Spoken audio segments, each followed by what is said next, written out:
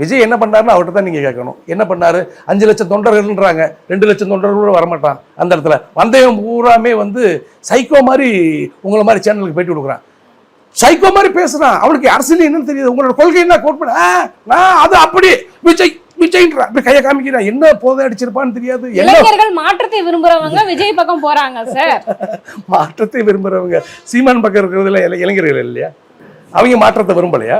நான் என்ன சொல்ல வரேன், ஒரு மாநாடு நடத்தினா, ஒரு பொதுக்கூட்டம் நடத்தினா, நான் அதுக்காண்டி சீமானுக்கு ஆதரவா பேச நீங்க நினைச்சிடாதீங்க. சீமான் ஒரு பொதுக்கூட்டம் நடத்த, அந்த பொதுக்கூட்டத்துக்கு முடிச்ச பிறகும் அங்க சாராயம் குடிச்சிட்டு ஒருத்தர் வர முடியாது, எச்சுது போக முடியாது. அவ்வளவு ஒரு சுகாதாரத்தோடு கூட்டம் நடத்துறாங்க. நடத்தி அந்த மக்கள் நீட்டா அந்த இடத்தவே சுத்தகரித்துட்டு போறாங்க. அந்த மாநாடுக்கு முன்னாடியே சேனலை உடைச்சிட்டாங்கலாம். ஏன்னா வந்தவே பூரா பல விஷயங்கள்ல மனநிலை பாதிக்கப்பட்டு போயிருப்பாங்க உங்களுக்கு.